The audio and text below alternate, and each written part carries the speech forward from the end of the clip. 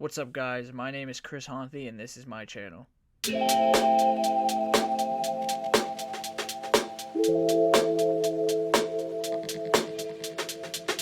I've been wanting to do something related to movies for a long time now. The stuff I've posted on YouTube has mostly been montage videos, vacation videos. I just really love editing, and I'm kind of surprised it's taken me this long to do something movie related. I should have been doing this a long time ago. If you know me, you know that I love movies, and this year my New Year's resolution was to watch a movie every day, and if not every day, I would try to make sure I watch a movie according to the days in that month. I'm gonna steal this idea for my first video from Karsten Runquist, and one of my favorite things that he does is what I watched this month. So for my first video, I want to talk to you guys about what I watched this month, May edition. First movie I watched was Drive. I've seen this before, love the movie, 5 stars. There's not much to say except if you haven't seen this, go watch it if you love movies. On the 6th, I watched Invincible, just your run-of-the-mill Cinderella Man story, but it wasn't working for me. On the 7th, I watched Killing Them Softly.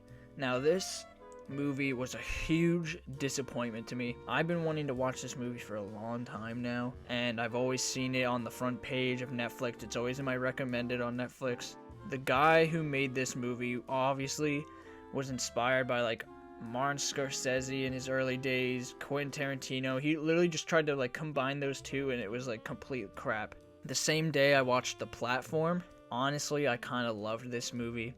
I loved the concept. I would love to see like a little mini series out of this. Then I watched Superman Red Son. Superman Red Son is one of my favorite comic books ever, and I think they did a really good job with this. It's not really about the animation. If you get past DC's animation, I think you realize that it's more about the story.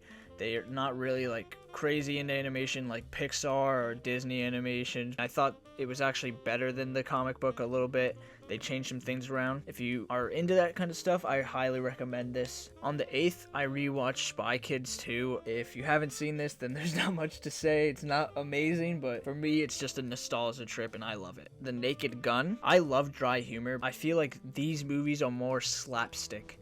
And a lot of people say if you don't like dry humor, then you're not going to love these movies. But if you don't like slapstick comedy, then you're not going to like these movies. And I'm not a huge slapstick guy. I just don't think that's that funny. My own opinion, I did not like it. On the 9th, I watched Bernie with Jack Black, another film that I've been recommended on Netflix and I've seen on the page for a long time, and then I finally got to it. I was really thrown off by the interviews of the townspeople, because they actually put interviews from the people who knew Bernie in real life. Jack Black did amazing in this role, and I think it's worth watching just to see him play this character. On the 10th, I watched Frankenweenie, and I loved this movie. I'm a huge Tim Burton fan. It's everything he does put into one film. His stop motion, his character design, his black and white style, his quirky atmospheres, just everything seemed perfect for this film. I thought it was beautifully done, and it made me shed tears. I just loved it. The same day I watched Yesterday. I've been holding out on this movie because I've heard from my friends who love movies that this film is only gonna make me mad. On Rotten Tomatoes, it got an okay score, and then when I finally watched it, I understand what my friends meant. There's not much to say about this movie except that I just did not like it. The same day I watched Happiness Continues, which is the second documentary for the Jonas Brothers. You can hate all you want, but I'm a Jonas Brothers fan. I've been since I was a little kid, and I thought this was a good ensemble of clips to show how their tour went. It's an okay documentary. If you like the Jonas Brothers, I recommend it. That night I watched The Art of Self-Defense. I was just scrolling through Hulu and saw this film, and I thought, why not? I'm a huge fan of Jesse Eisenberg. I absolutely loved this movie. I'm really mad I've been sleeping on Riley Stearns. This easily would have been in my top 5 of 2019. I just love this movie. I recommend it highly. On the 11th, I watched the documentary Amy. It's the A24 documentary about Amy Winehouse. I don't know, I wasn't feeling it. I think it's a good documentary, and that's all I gotta say about that. On the 12th, I watched Capone with Tom Hardy. I really wanted to love this movie. I thought Tom Hardy's performance was perfectly fine. People are making fun of his voice, but if you look up Al Capone, that's literally how he sounded. And I thought he did a good job, but other than that, the direction of the film, the color of the film, it's not appealing to watch. Some films want you to get uneasy, but this film just makes me get uneasy to the point where it's just not watchable. That same day, though, I watched Faults by Riley Stearns, who made The Art of Self-Defense, and I absolutely love this too. I'm pissed at myself for just not knowing or watching these films. This is the style I love. I love dark and comedic, but they're also dramatic. His writing, his world building, his small details, and his slow, intimidating shots. He is just someone to look out for, and I am excited to see what comes next. On the 15th, I rewatched Coco.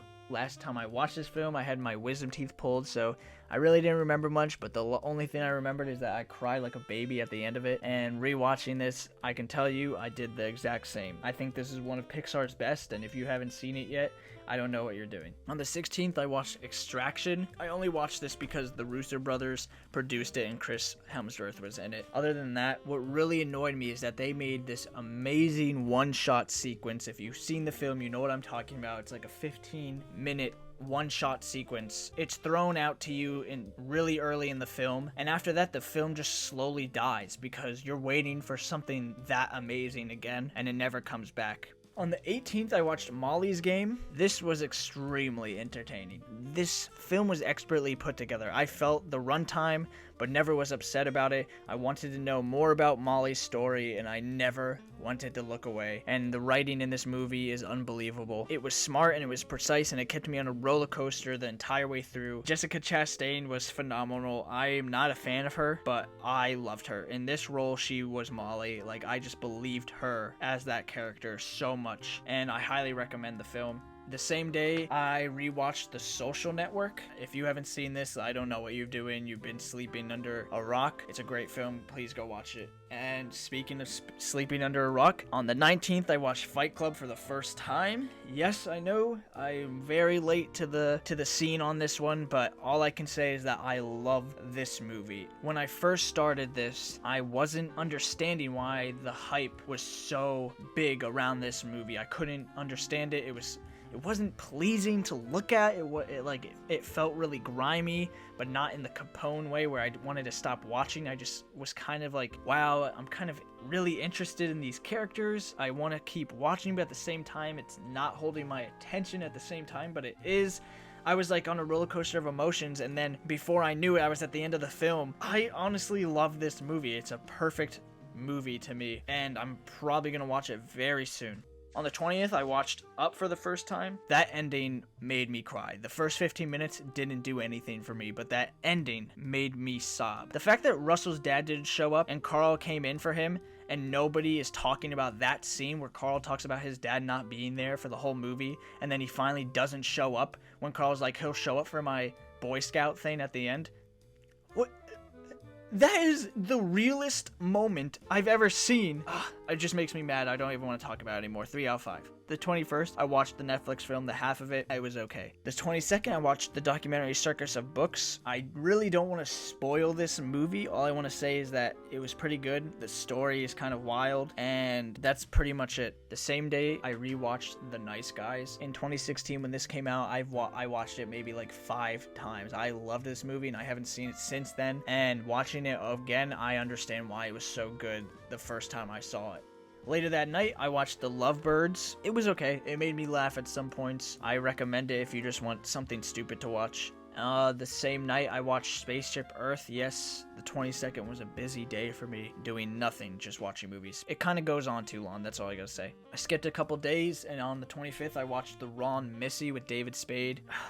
That's all I gotta say. This movie really pissed me off. I understand you were trying to make an annoying character. This film succeeded at making the most annoying character where you don't even care for her. As soon as she left the screen, every time she was on screen, I was happy. On the 28th, I rewatched Man of Steel. When I first watched this movie, I loved it. I am a huge superhero fan. I think Zack Snyder did a great job at portraying Man of Steel. I don't know, a lot of people hate this movie because they make him rough, they make him gritty Superman, they make him lifeless, which I agree. Rewatching it, I realized it's kind of slow, it kind of drags. Superman really doesn't say a lot in the movie, but visually, the story behind it and him becoming Superman in the movie is just, I don't know, it just gives me chills. The score in this movie is honestly one of my favorite scores of all time. It's always going to have a special place in my heart. On the 29th, I watched Bleed for This with Miles Teller. I really loved this one, and it's just amazing that it's based on a true story. The fact that he broke his goddamn neck. It's no spoilers, like, that's just real life. And the editing for this, the fights were kind of janky. They also didn't show enough of the big fights, I thought.